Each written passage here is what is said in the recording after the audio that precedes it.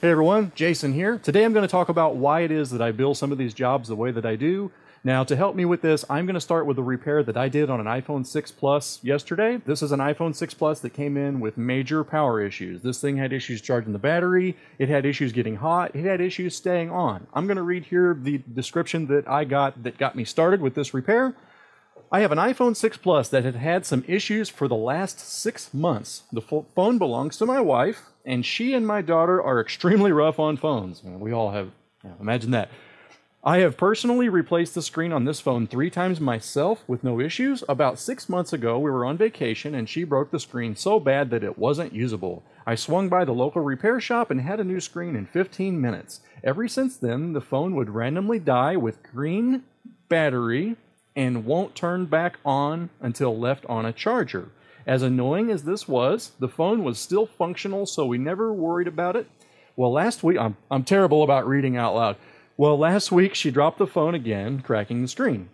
This time there was gray lines running down the middle and the right edge of the screen was black. I figured no big deal. I ordered a new screen and replaced it. The new screen has the identical lines going down it. I'm guessing she has damaged something on the board. But once again, phone was functional. So I gave it to her and told her it'll work for now. Later that day, the phone was extremely hot and would not charge the battery at all. It says it was charging, but it was still losing battery. Heat was coming from the area right about the Apple logo. Now phone will only cut on when it's hooked to a charger and it stays at 1%. Phone functions like it should, all touch speakers, etc. just will not charge and has lines on the new screen. I'm sorry for the long story. I just wanted to make sure and give you the history, which that's totally awesome. This is a really, really, really good history, and this type of thing, it can help narrow down these problems quite a lot. I take the screen off of this phone. First thing I do is measure battery voltage, and then I hook it to a charger, and I watch the battery voltage rise, and I start seeing this slow rise in battery voltage, just like I should. And this goes on for 15 or 20 minutes, or however long it took for the phone to power on. Well, then the phone powers on, and it begins to charge the battery like normal, but the image on the screen is just, it's wasted. It's got lines through it, it's distorted. It looks like a classic broken LCD. I can't find anything wrong with the charging circuit. So, okay, charging circuit, I'm not sure. Let's move on to the lines on the screen. Well, the next thing I do is I plug one of my test screens into this phone. The screen works beautifully. There's no display issues, no lines. The issue with this phone was actually the screen that was causing the lines. And as I was messing with this screen, I look and realize, oh wait, the backlight solder joint is just a tiny, tiny little bit exposed. And this is one where it had been put back together with the flex cable folded on top of the shield rather than under it. So it was actually on top of the shield in a way that with the phone open, you wouldn't have had any sort of shorts, but once the phone was closed, that would have been allowed to rest right on top of one of the little metal plates that gets screwed down. What's happening here is this phone would actually work. It would actually charge the battery. And this thing would charge the battery all the way up to the point where it would boot. And at that point, the backlight circuit would be high.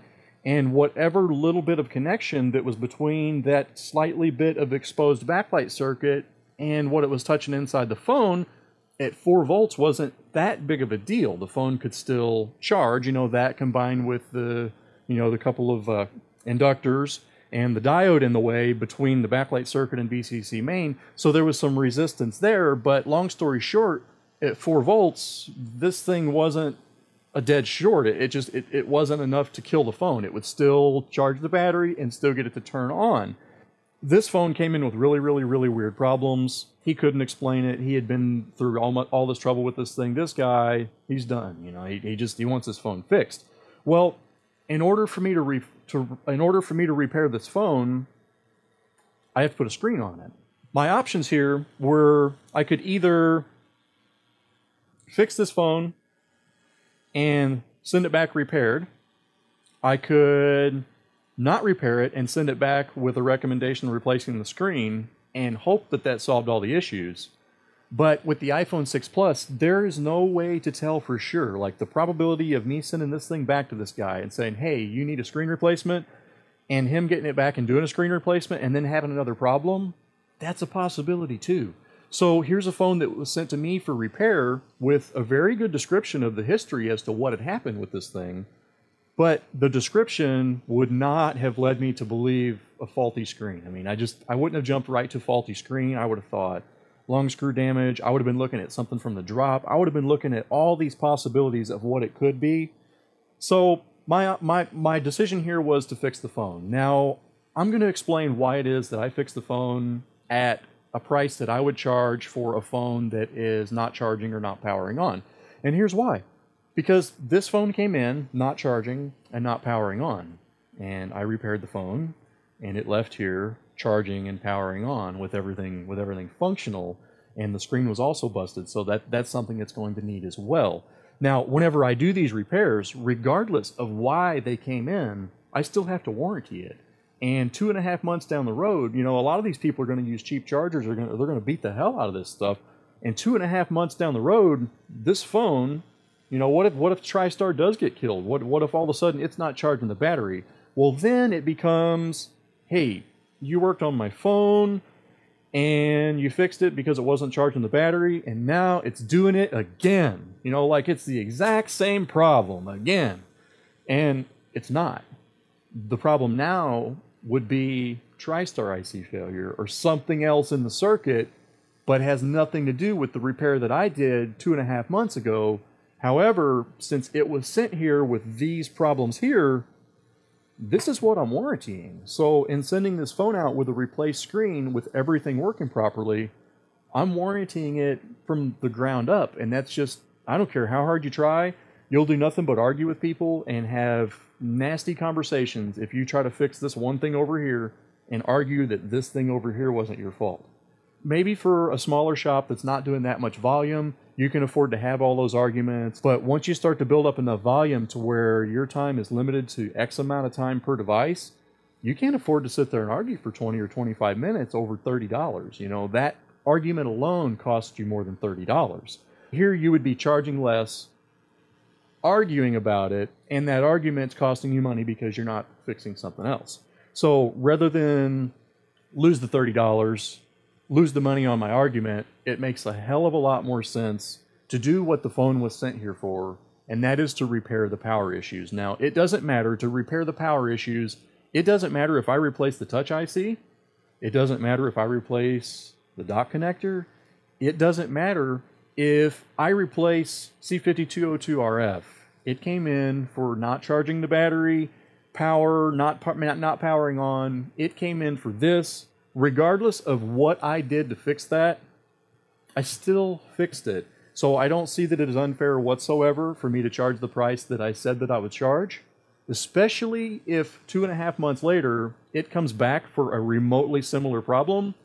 You're going to expect me to honor a warranty on that whenever it had nothing to do with it. So what I see here is a happy medium of compromise that eliminates arguments, it eliminates gray area, finger pointing, you told me it was going to be this and you only did that, and no, it arrived here for not charging and not powering on.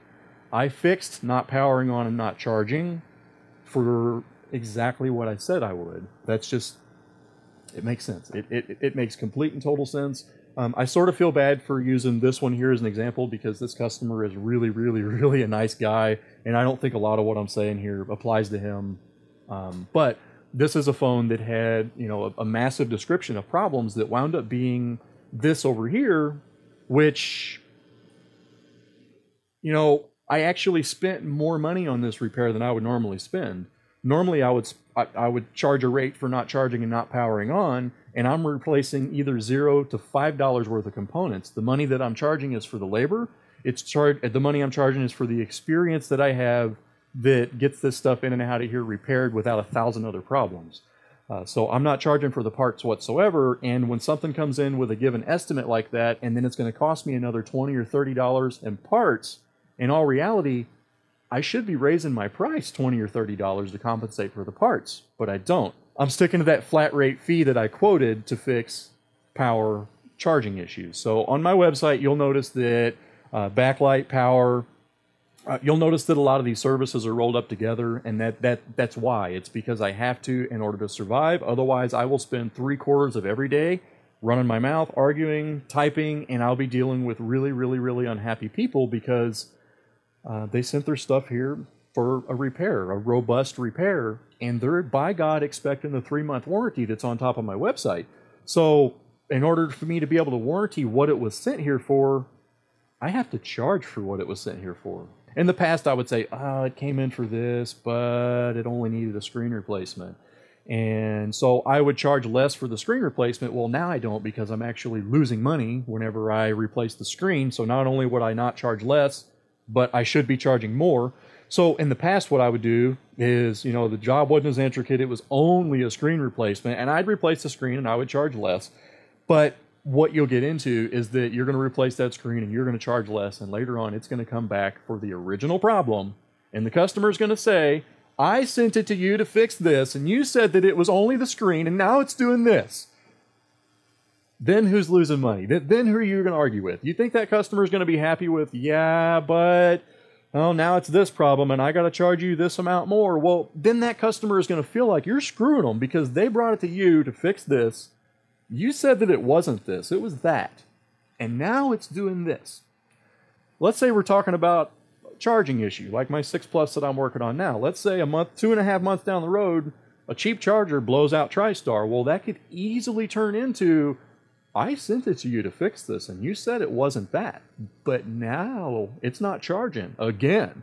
You know, it gets turned back on you. So, folks, in order for me to be able to warranty this and stand behind my warranty, which I do, I'm going to have to charge for the repair that it was sent here for and not what I actually had to do to fix it. When it comes to this type of repairs, the customer is not always right. They're not. And I'll give you an example of that. Say you're accepting touch ICs and you bring in an iPhone 6 with touch IC failure, and the customer tells you, I want you to replace my Mason and my Cumulus ICs, and I want you to make sure you are using new ICs. Well, you as the technician should use your better judgment and realize what sort of experience you have with these devices. iPhone 6 or 6 Plus. Let's use the 6 Plus for example. Either one. I will rarely ever replace both ICs, and I also rarely ever use new components.